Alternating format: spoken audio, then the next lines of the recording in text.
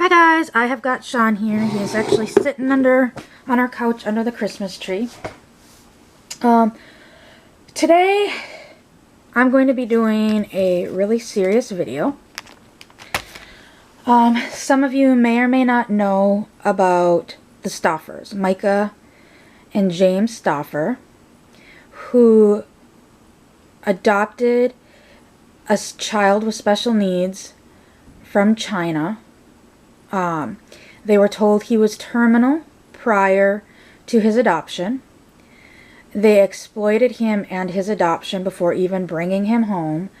They had videos of stuff and pictures of him all over YouTube, and their channel exploded with this adoption and everything revolving around it. They brought him home from China, and when they got him home from China, they realized his needs were more significant than they thought. Yet the whole time they were still exploiting him and having him on their channel. They treated him very poorly. Some of their biological children stuck to their thumbs, and they were fine with that. But for him, it was a big issue. So they duct taped his thumb to his hand so he couldn't suck his thumb. And then they would like tape those little mini hands to his hand, thinking it was funny. And then everything came to a boil when all of a sudden he disappeared off their channel. And finally, earlier this summer, they came out with a video saying they rehomed him. Authorities have been called on them. Authorities, all they can really say on the case is, yes, he has been rehomed and he is safe where he's at now. But the fact of the matter is they exploited him. They still have videos of him on their channel. There was a whole movement to cancel Micah and James Stoffer. Micah's channel pretty much has had nothing on it since this video exploded. Although her husband James Stoffer has a detailing channel called Stoffer Garage that is still active, and they were making a lot of money before they adopted this child. They lived in a sensible home. They had some bio children, and they were just like an all-American family. After the adoption started and they figured out the algorithms with special needs and adoption, their channel took off and they started bringing in a lot of money, a lot of ad revenue money and such. So they went from living in this in a typical house for a family, a good-sized house, to they bought a huge house. They went from driving Hondas to Range Rovers. I mean, you get it. And then even in one of the videos, Micah herself is talking about the child and the child's therapy, because it turned out they thought the child had terminal brain cancer. And it turns out he does not have any sort of brain cancer. He's just on the spectrum, and he's towards the lower end of the spectrum. And essentially, I mean, they put him to bed early while letting their bio kids stay up later, just so they could, quote, spend bonding time with their bio children. Well, he's your child too. They hired nannies to take care of him because they didn't want to deal with him. And like in one video, Micah is wearing, I think somebody looked it up, like a $50,000 watch in this video, talking about how she doesn't want to, not that they can't afford, that she doesn't want to pay for this therapy for said child, that the therapy was recommended to them, I guess, by the doctor, and she's like, it's something like $400 or $500 an hour, and we're not going to pay for that, so I'm going to go to the cheaper one that's $50 an hour. So, I mean, yet this child, because of his adoption, brought in lots of money to this family. Okay, so why do I bring this up? When all this was going on, Crystal from Life with Crystal had messaged me kind of some of these videos and what I thought about them. And while I know not every adoption is perfect, especially international adoptions, and rehoming kids is not uncommon. It's not common, but it does happen. My best friend growing up adopted 3 children internationally. They're my husband's and my godchildren. And their youngest adopted child had a lot of issues and was diagnosed with some psychological issues. I'm not going to go into details because that's not my story to tell. But he was having bonding issues with my friend and her husband. My friend and her husband, they bonded instantly with their older adopted son and their daughter. It was instantaneous for those two. I actually went with my best friend to pick up the youngest one and finish his adoption. So I traveled internationally with her to pick him up. And he instantly took to me. Instantly. She was holding him on the plane on the way home, and he just would not soothe, and he just kept crying. And I was sitting in front of her, so she handed him to me, and he instantly stopped crying and fell asleep in my arms on the plane. So he had always been, sorry guys, Jack. So he had always been close to me. And I always spent a lot of time with them. This happened when my husband was deployed to Iraq. So literally every weekend I spent at their house, whether I wanted to or not. There was one weekend I just didn't feel like going over there. So my friend showed up at my house or my apartment and said, "Get your bag packed. I'm taking you with us." There was a weekend that they were going out of town for the weekend. And I'm like, "Okay, I'll see you guys. I'll see you on Monday." And she's like, "No, you're coming with us." So I spent a lot of time with them that year. So obviously after doing this adoption, I still spent a lot of time with them, and he was always really close to me. Looking back at pictures of when my husband came home for his R&R, I'm holding this child, I'm holding this little boy. While my husband was home on R&R, we spent some time with them, and he was constantly on my husband. And like cuddling onto my husband and just clinging to my husband. Same went for me. When my husband finally came home from Iraq, once again the pictures show me holding him. And there's one picture where I'm holding him and his arms are reached out to my husband. And my husband's putting my dad took the picture just as my husband put his arms out to hold, to take him from me, because he wanted my husband to hold him. So my husband and I have always had this bond with him. And it quickly became apparent that he wasn't really bonding well with his parents. My friend and her husband, his adoptive parents, they were having a lot of issues with him. And so I mean, my husband and I still spent a lot of time with them, even after my husband came back. So we did spend a lot of time with him and my friend and her family. And there would be times we would just take him to give them a break because he loved being with us. So it came down to it with talking to a psychologist that maybe it would be that there was a few more things that the psychologist wanted to try, but be prepared for the idea those might not work. And maybe they needed to seek an alternative option, and the psychologist brought up rehoming or essentially, the MICA, they kept calling it rehoming, but it's called readoption. And my friend had talked to the psychologist about my husband and I. My husband was working, I was working at the time too, but I had some time off and I took it off.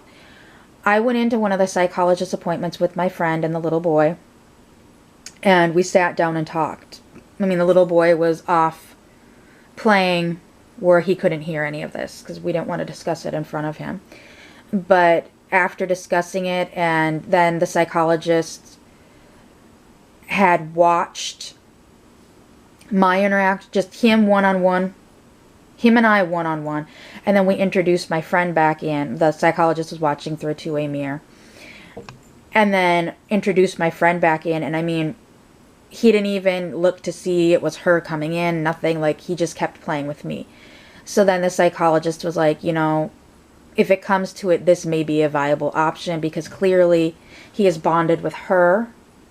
And as you've said, and how she said, he's bonded with your husband, her husband. So we had been looking into doing the home study and everything to do a readoption for him. And we were looking to adopt him. In fact, like, just one anecdote showing how protective of he was, my husband. 4th of July, my husband and his dad were shooting off fireworks.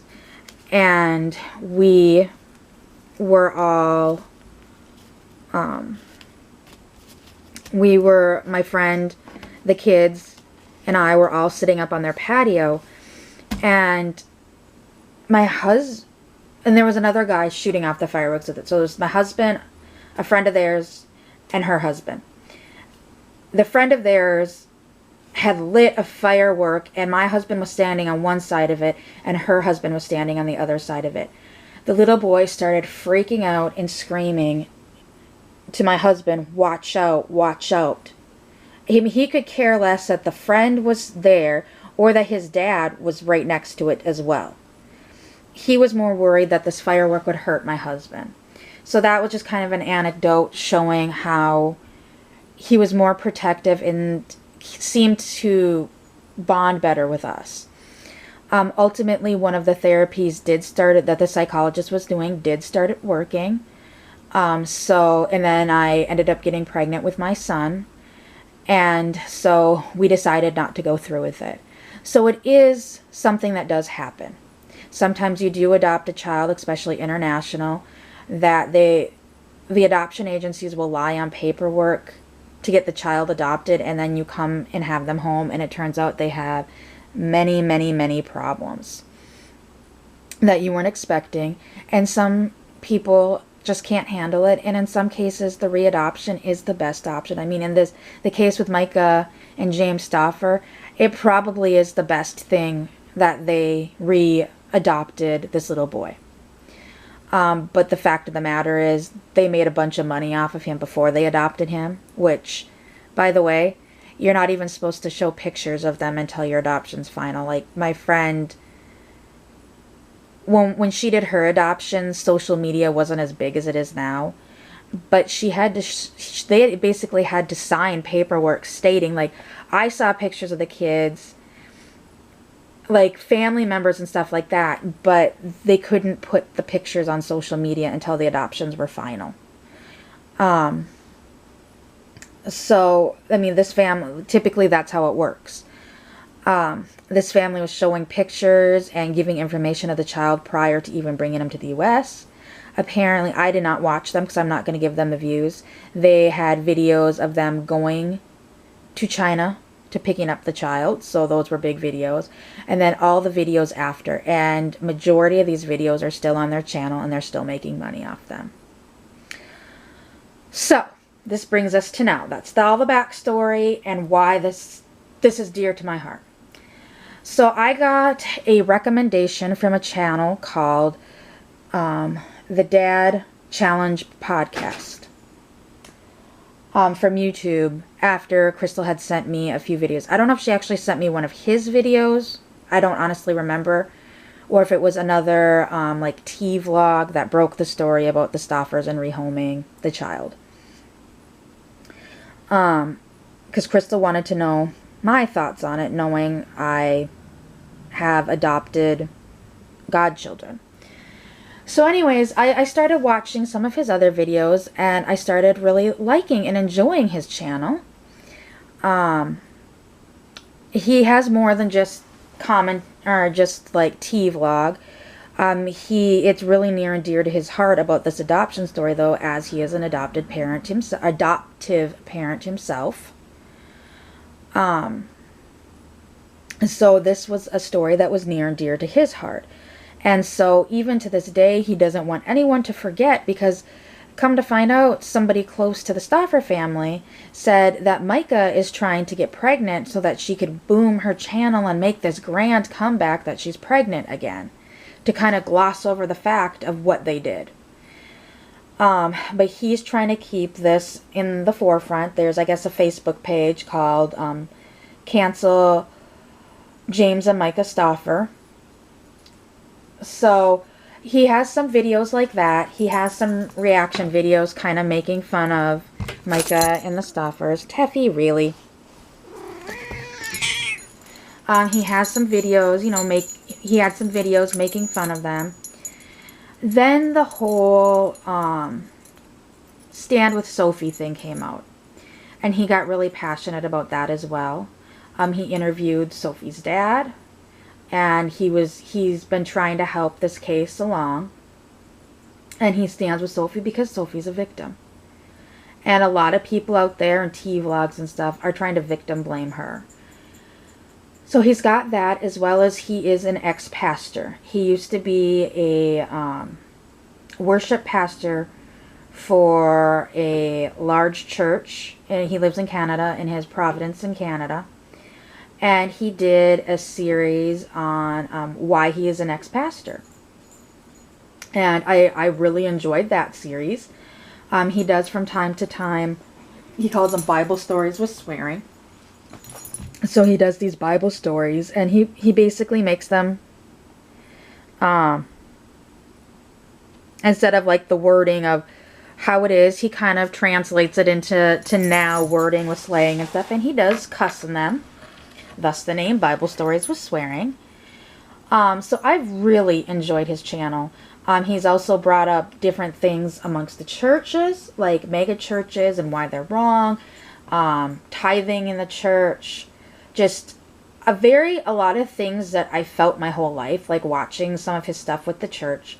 I will preface, yes, I am Christian, and yes, sometimes we do go to church, but growing up in a non-denominational, in my area, it was a mega church. It's not as big as the mega churches down in here in Texas, or like the ones like televangelists and whatnot. But it was essentially a mega church.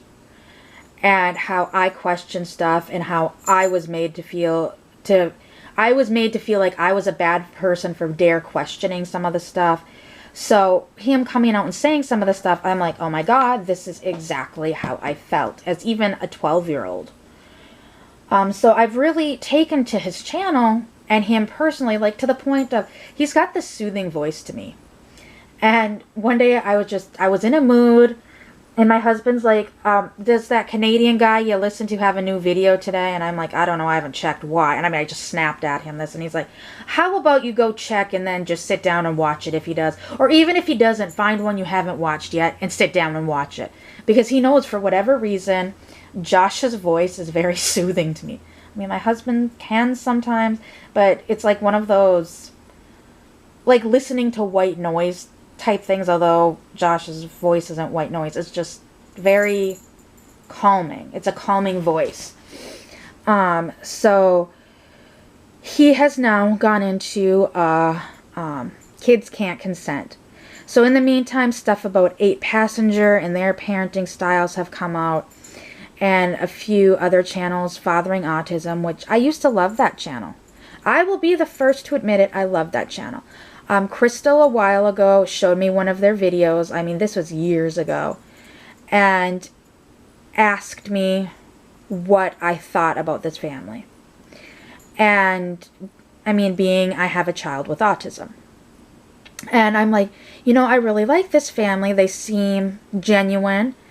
They gave great tips on like sensory things, like with Christmas right now, different ideas for children with sensory needs, like gift tips. They did the same thing for Easter. Like if you have a child with pica, instead of doing that plastic grass, they were talking about getting the edible grass for Easter baskets, and they would show different tips and different things on what they'd use for sensory play, because their daughter is now 15 and on the spectrum. She's on the lower end of the spectrum. She's nonverbal. Well, their channel started exploding and they started making money.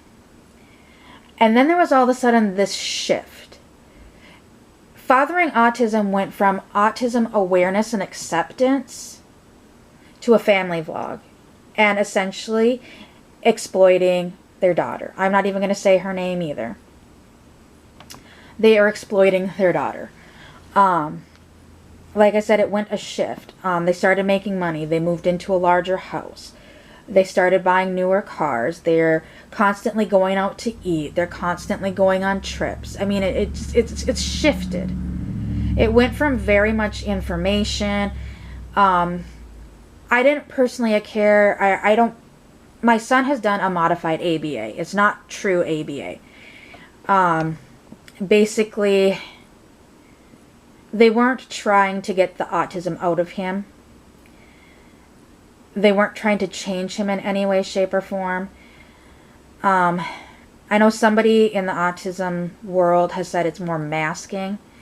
They were helping him, giving him coping mechanisms to help himself. Like, he used to not be able to go to Walmart.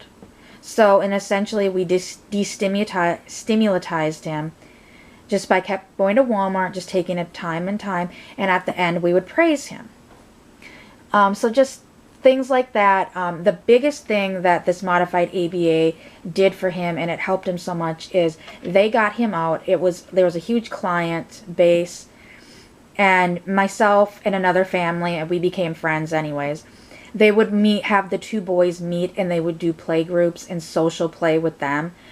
And both boys learned so much from this. They took it, and I mean, socially, I don't think he would be where he is today without this organization that we went through doing. They focused, honestly, with him, a lot of socialization. And they weren't trying to get the autism out of him, like, you need to be like this, you need to be like this, you need to be like this. It's like, okay, this is how you play with somebody. And then the two boys would kind of play back and forth. So they were teaching, like, they would have them play board games, or both boys liked cars at the time. So they'd get the cars out instead of them just lining up. They're showing them how to play as well. So it wasn't the true, like, just repetitive mechanism of put the can on the shelf, put the can on the shelf, put the can on the shelf type thing. So this family has ABA for their child, and it's not like a modified one.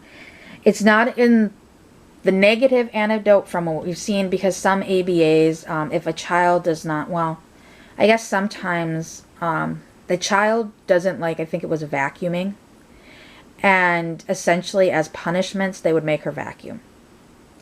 But I did learn stuff, like, in all honesty, I wasn't giving my son enough credit for some of the things, because, like, one of the things their child did was simply put away the dishes from the dishwasher. And I'm like, honestly, that never dawned on me that my son, I mean, I should have thought of it. My kid can be capable of this.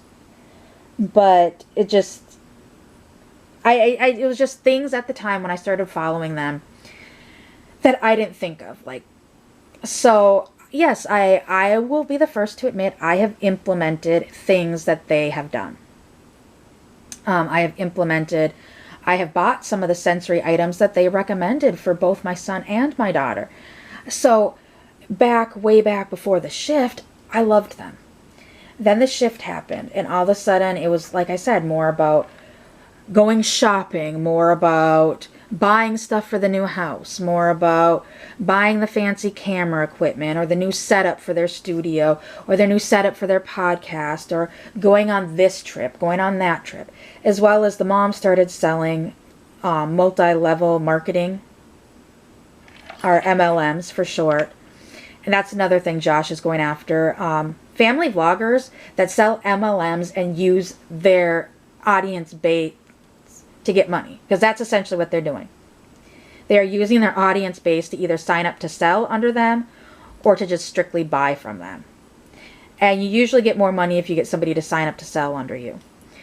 So anyways, there's that. And I will be right back because this is about to cut off. Okay guys, sorry, I know this is going to be a long video. So anyways, Josh is also going to take on those. So there's a lot of family vloggers that are out there that are using their kids as income. And in the last couple weeks, he has really taken on some of these other family vloggers. Like, he was able to get some of their analytics. And yeah, the analytics that they see on their backside of YouTube are different than what this page that Josh bought the analytics from. The page that Josh bought the analytics from, the reason why it's different is because it's engagement analytics. So somebody may have a channel of 5,000. I'm just going to throw that out there. I know it's a low number. They upload a video, and we'll say 10%, 500 people that follow this, that have subscribed to this channel, watch the video. Okay, so that's an engagement. Then of those 500, 10%, so 50 make a comment or thumbs up it. So the analytics that Josh is seeing is the ones that are engagement analytics, not just straight based on their follower base. And some of these channels, I mean, the analytics were just icky. One channel, and he was able to get some from Instagram as well. One was a teenage girl from a family vlog. She had, I think he said, 2 million followers on Instagram. And most of those followers on Instagram were men. And like a high percentage of the men were aged 18 to, I think, 45 or 55. I mean, they're just icky. I mean, these predators are out there. And these parents are cashing in on their children. They know that these predators and such are watching their content. A few years ago, YouTube took away comments for many family vloggers. Some family vloggers fought to get their comments back. Some chose not to. But many, the reason why they were taken away is because these icky people or maps, it's a P word. The other word is the P word. YouTube censors that word. They would leave comments and timestamps on videos. I had a few of these, not with videos of my kids, but with my dolls, like changing a doll. Like there would be a cool vid and then timestamp from somebody that had never commented before. So these predators are out there. These family vloggers, the parents, know these people are out there. Recently there was, I think, 2 different family vlogger channels that made claims that they saved their children from being abducted. I mean, it's creepy.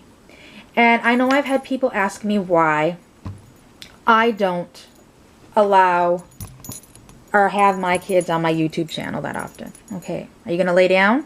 Teffy. Teffy, lay down. Or don't show my kids very often. I know darn well. Sorry guys, I don't want to show my phone number. It's on her tag. Let's take her collar off. I know that I could get more money showing my kids on YouTube. I know that. I know the analytics show it. I know that I could get more money if my kids did toy reviews. I mean, I'm not going to go into daily family vlogging because our lives are very boring. But I know this. And I've had people asking me why I don't show my kids very often. It's because of these maps that are out there. When my kids are on my channel, sometimes their face is showing, sometimes it's not. There's times that we've had them wear a mask. The most recent one when we went shopping, I mean, mandates are we have to wear masks. So that's why they were wearing them anyways. But I try to keep my kids off YouTube for the most part. I don't post where my kids go to school. Like, there's one family that was in the UK that was posting videos of their daughter wearing her school uniform that has the school name with the school logo on it in some of their videos. I mean, even on my personal Facebook page, you can ask people. I don't tag myself. If I'm at my kid's school, I might post a picture of my kids at their school or whatever. But I don't tag myself at their school. I don't post the name of their school. I'll talk about their school and I'll talk about their teachers. I don't have my home address as public. I think there's only 3 people that do not live locally that know my address that are online. And 2 of them I met in person. Crystal has my home address. Kylie from Kylie Cat S has my home address. And Kim has my home address. I think those are the only ones that have it. I only give out my P.O. box. And somebody made the comment that, oh, will you talk about selling your stuff on eBay? Get this, my return address is my P.O. box. So, my home address is not what I use for stuff. Because I know some of my fans have gone to my eBay shop and bought things for their Real Care dolls or their Reborns, because I have a few things on for Reborns now. But they go and they'll purchase that. I don't want them to have my home address. Even before I had kids and I was even doing YouTube, I got a P.O. box when I was living at home with my parents, because my dad was always making comments of the baby stuff I was buying on eBay. So I just got a P.O. box and started sending it there. And I did have a crazy buyer one time. And I thank God that they only had my P.O. box. Like, they were sending threatening messages through eBay. And then, because they were mad that they didn't read the description of the item they purchased. And they were demanding their money back. They tried sending the item back. Then they tried threatening me and saying they were going to come after me because they had my address. They had a P.O. box address. So after that, it has always been important for me, for selling on eBay, to have a P.O. box. And then, so it works double for this channel. But I do things in my power to keep my kids safe. And there has been a movement that has started, and the ball is rolling, to cancel family vloggers. Now, we're not saying that their kids should not be on YouTube, period. Like in my case, where the kids are on there occasionally, yeah, that's fine. Even Josh has had videos with his kids on. But we're not making money off of our kids. So there's a movement of kids can't consent, because why I brought up family or fathering autism is because fathering autism, they keep claiming, and his wife Priscilla actually came onto one of Josh's videos and started attacking Josh and other viewers of Josh about how their daughter can consent. Their daughter, now the other cat comes. Jack, you go, because you're just going to bug her. Their daughter's nonverbal. I know my child is chronologically 10. But mentally, he's probably, at this point, 7, 8-year-old. He still enjoys watching Sesame Street. He still loves his Sesame Street. Well, he does like some age-appropriate things, like he likes video games, he likes Minecraft, he likes Pokemon, stuff like that. But he is totally verbal. You've seen him talking before. But their daughter is completely nonverbal. And everybody's like, how can she even consent? Well, you know, she'll let us know if she doesn't want to film. And somebody even made a great point. They're like, does she even know what you are filming about? All she knows is there's a camera in her face. Past that, does she know what YouTube is? Does she understand the ramifications of YouTube? Does she understand what's out there is there forever? And all of the above is no. She doesn't. All she really, like watching the videos, understands is she likes swimming, she likes water, she wants to eat, she wants to go to Dunkin's, she wants to go to ice cream, she wants to go to Zaxby's. It's a lot of food involved with her. So that's why I bring that up, is she can't consent. And we've had discussions about this because Josh has a channel, or has a Facebook group, and some of us brought up, you know, when a child gets to be about like, sometimes even 10 to 18, and they can understand better the ramifications. So like when I did the Everclear video with my son understood it. We talked about it before, and because he asked for me to make it and put it up. And we sat down, my husband and I talked about it first. Then we went to talk to my son that, okay, you understand that once it's out there forever. And my son decided, yes, he did want to go ahead and still do this. But there wasn't anything negative about it. It was just a little boy excited about going to his first concert. But in like some of these family vlogs, they're talking about their daughter's first period, going bra shopping. I mean, very personal things. And so there's the movement to cancel family vloggers, as well as kids can't consent. And so some of these family vloggers are now attacking Josh. His initial channel got shut down. Well, it's still there currently. He's trying to fight it. But some of these family vloggers are sending their management company and their backdoor YouTube managers after to try to get him shut down. Because at this point, he's screwing with their money. I know Asa, the dad from Fathering Autism, has sent Josh, and he's going to do a video on it. He's just waiting to get everything together and do the video justice, is how, or I can't remember how he worded it. But he's going to have a video coming out soon with it. And he even told Asa, he's like, you know, if you want, we can sit down and have a grown man to grown man conversation about this.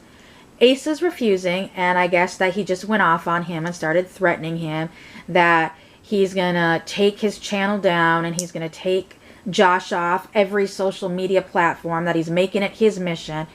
And we've seen the true Priscilla when she came out and started attacking viewers and Josh and the comments of one of his video.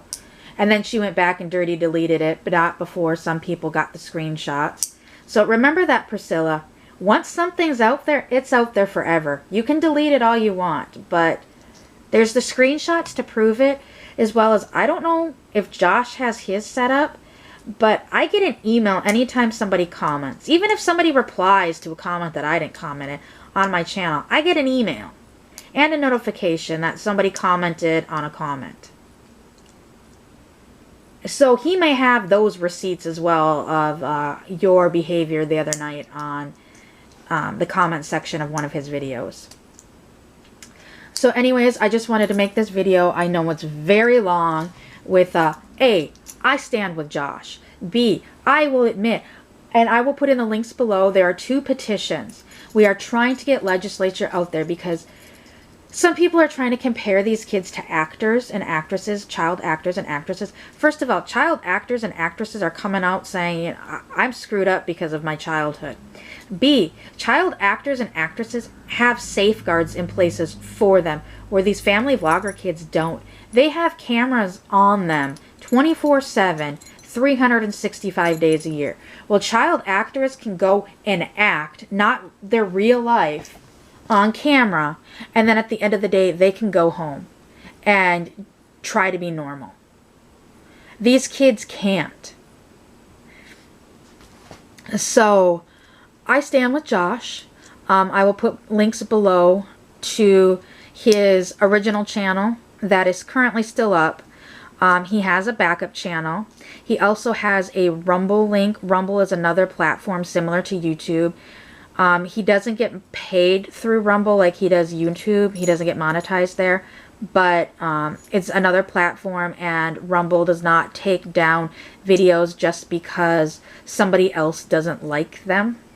So in the case of the family vloggers not liking somebody coming after their money, they're going to threaten and then make claims on YouTube to get rid of Josh. He's not going to go down that easy. So I'll have the links for his 2 channels, his Rumble. And apparently, from what I understand on Rumble, if you click the link and sign up under him, he does get paid for referrals. So there's that, as well as the 2 petitions and the link to his Facebook page that he has made. Because guys, this is important. As a former teacher, as a parent, I don't understand how these family vloggers can endanger their kids day after day. I mean, they show the front of their houses all the time. They may not directly show their address, but it doesn't take much to find these houses. When Katie and Cullen moved into their new McMansion, which they just sold because they couldn't afford, when they moved into it, before they even signed that paperwork, somebody on YouTube Mama Drama found the house, found the listing, and found out how much they paid for the house.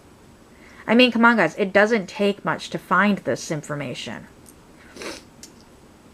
And these big YouTube channels are like, they're constantly doing house tours. Like, people had asked for a house tour at my last house. And even Crystal like commented when I did that house tour when we moved out of the house.